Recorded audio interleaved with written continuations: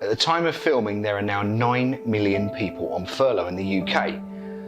That represents about a quarter of all of the possible employees that could be in normal employment in the UK, they're on furlough.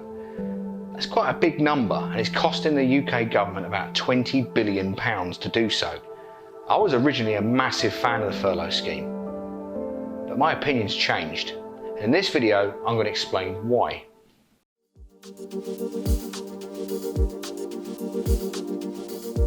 So if you haven't seen the channel before, we do regular videos. We're going to now do them from this point onwards. Every Tuesday at 5 o'clock, they're going to be released, and we'll do videos catered towards helping out employees.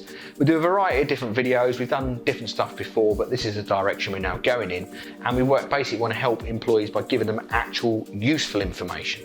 A lot of the channels out there that I see other recruitment companies do, if I'm being honest with you, it's a bit dull, it's a bit too scripted, and a lot of the time it's what it says on official documentation that the information they give you, where we try to give you that, but actually read between the lines to give you the real scope of it. We're gaining quite a few followers now. We want to get the channel as quickly as we can to be monetized so we can fund it and make better content for you, basically. If you like the channel, therefore, do subscribe to us, do follow us, and if you like the video at the end, click the like button. I'm also going to put at the bottom of the screen our other social media channels, so check those out as well and see our content there. So with that, let's get on with this video. So I was originally a big fan of the furlough scheme, and to be fair, I guess I still am. This isn't me hating on it or anything. I just think that circumstances have changed. The reason why I liked the furlough scheme so much when it came about, and I thought it was really beneficial for the UK, was that it solved a few problems we had at the time. If we rewind a little bit, Rishi Sunak announced the furlough scheme on March the 20th. And at the time, you could have anybody from that point be put on furlough from companies. So a company could make the decision to put their staff on furlough if they needed to save money. The problem is, under any normal type of circumstance that companies would face whenever there's some downturn in the market for whatever reason, is they're going to have profit issues. The amount of money that they would be making is going to be hit. So the natural thing that most companies do, and this isn't unique, this isn't recent, and this isn't businesses trying to be brutal or anything like that, it's just the done thing, is to cut costs.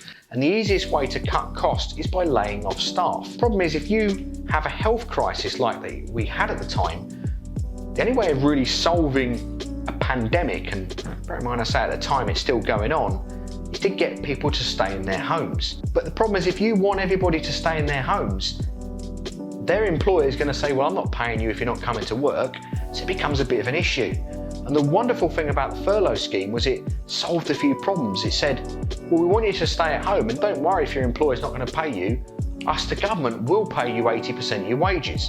And the extra 20% initially had a few qualms and concerns, but the reality is that 20% would go towards disposable income typically, or commuting costs travelling to work. Well, if you're not travelling anywhere, you don't need the extra money. You're not going to need money to go out to the pub or to restaurants or to have days out or holidays or anything, or even fuel costs for your car. Certainly not if you're staying in your house and you're locked in for several weeks.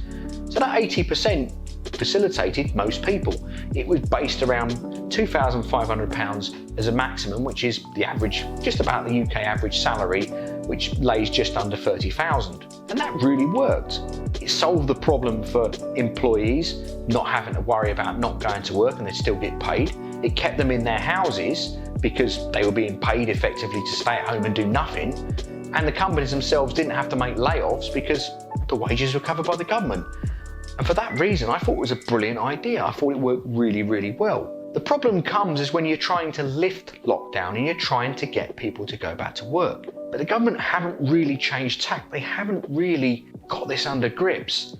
On May 13th this year, the government lifted certain lockdown measures. They said all of a sudden, instead of you being confined to your home, you can now go to the park, and go to a beach, you can go for a drive. But they also said, well, you can start going back to work. We're going to implement what's called COVID secure measures in workplaces. So offices, factories, all sorts of stuff could start opening up again. Okay, the hospitality sector hasn't opened, but most industries, to be honest with you, they're starting to regain traction. They're starting to open again. The issue is that what's the incentive for companies to want to get staff to go back, and what's the incentive for staff to want to go back? Think about it. You're being paid 80% of your wages to sit at home with your family, and all of a sudden with lockdown measures lifted, you're now being paid to go to the park, to go to the beach, to have days off, spend time with your family. And most families, to be fair, with schools, they can't even send, if they've got children, back to school. They can't put them with grandparents or other family members, so someone's got to look after them. So even if they wanted to go back to work, many people simply can't. They don't have the childcare.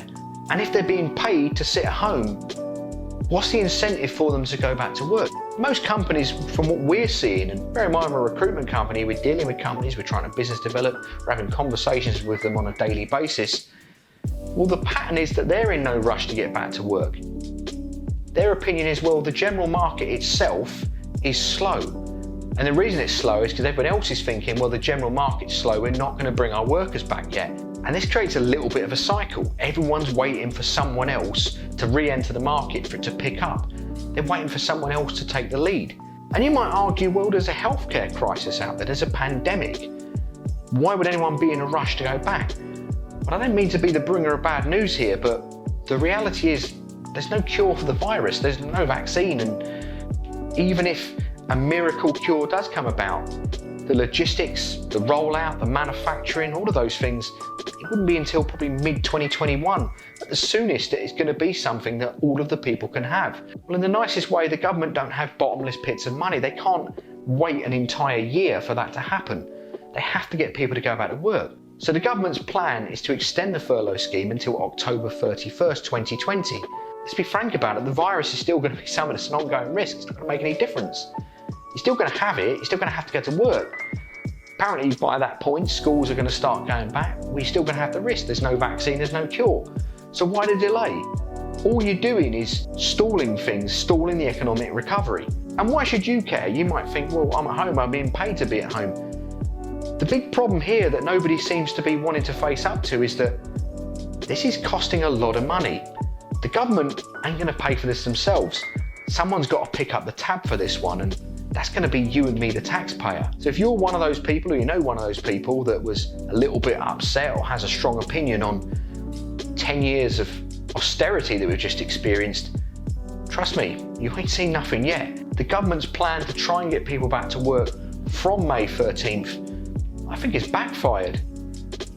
The weird thing is, when you lifted those restrictions and you said companies could start going back to work, what you'd expect to happen is less people are on furlough. But in fact, when the government announced that the furlough scheme for new entrants onto the scheme would be cut off on June 10th, what you saw at the beginning of June was a spike. It went up. I'd rather sit there and go back to work, and I'd rather the economy get started again and have a bit of short-term pain, rather than 10 years of real austerity, when you've got to consider there's no guarantee there's even going to be a vaccine at the end of this. We might have sacrificed all this for nothing. If you liked the video today, don't forget to click the like button, subscribe to our channel, and don't forget to click the bell icon so you won't miss any one of our forthcoming videos either.